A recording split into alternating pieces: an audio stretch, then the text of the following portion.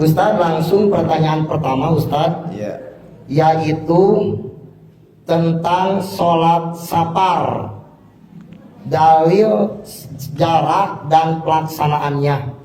Itu Ustadz, pertanyaan tentang sholat safar. Silakan Ustadz.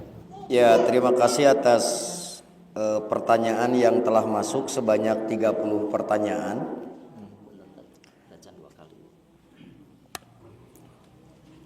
Walaupun cuma 30 tapi jawabannya 300.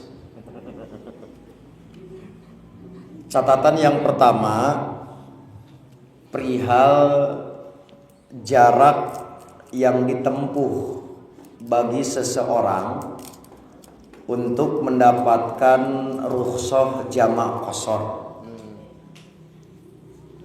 Yang jadi standar bukan waktu tempuh tapi jarak tempuh.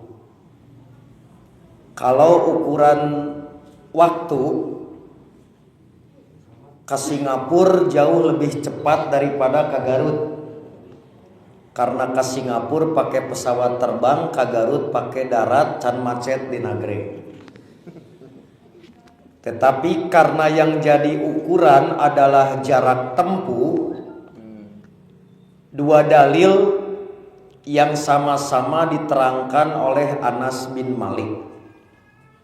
Dalil yang pertama, karena Rasulullah sallallahu alaihi wasallam idza kharaja masirata thalathata amyalin, apabila Rasulullah pergi sejauh 3 mil, sholat rok'atain, beliau mengqashar sholat 2 rakaat.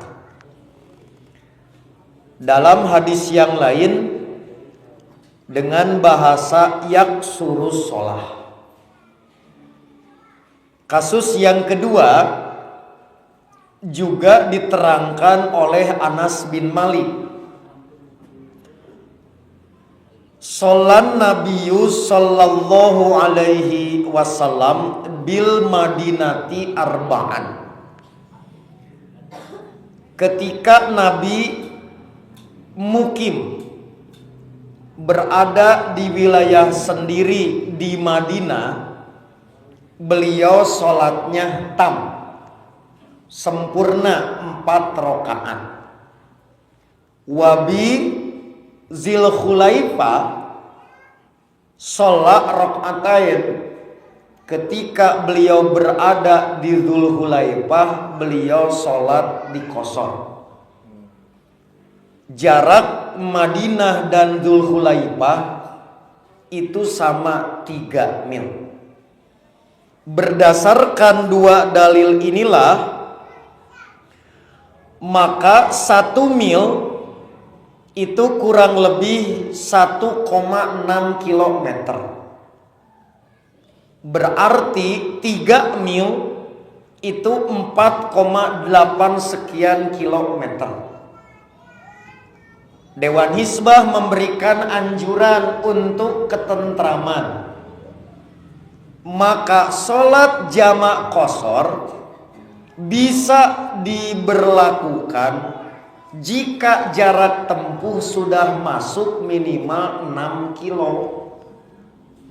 Jadi kalau kita perjalanan 6 kilo minimal, maka sudah mendapat fasilitas jam kos, jamak qashar. Naon Bu? Jam kos, jamak qashar. Itulah ketentuan jarak berdasarkan dalil yang pernah Nabi lakukan jarak terpendek. Ari saparna mah terjauh banyak, tetapi yang terpendek Nabi melakukan qashar, yaitu 3 mil dalam 2 kejadian ini. Kemudian bagaimana cara pelaksanaan? Cara pelaksanaannya bisa jamak takdim, berarti menarik sholat yang kemudian diawalkan. Misalkan antara zuhur dan asar, sholat asar ditarik di waktu zuhur dengan cara zuhur 2 rakaat setelah salam, kemudian qomat, kemudian sholat asar. Atau isya ditarik ke maghrib setelah sholat maghrib, kemudian qomat, kemudian sholat isya 2 rakaat. Itu namanya jamak takdim. Atau di jamak takhir, yaitu menarik sholat yang pertama untuk waktu yang kedua. Kasus zuhur dan asar berarti waktu zuhur dilaksanakan di waktu asar. Caranya zuhur dulu, kemudian qomat, setelah itu asar. Tapi kalau berjamaah dengan yang mukim, ikut asar, harus tam 4 rakaat. Setelah selesai baru qomat melaksanakan zuhur 2 rakaat. Itulah kaifiat untuk pelaksanaan jamak takdim, antara lain merujuk kepada hadis riwayat Abu Daud dan Imam Tirmidzi. Di antara kaifiat yang demikian Nabi melaksanakan ketika perang Tabuk.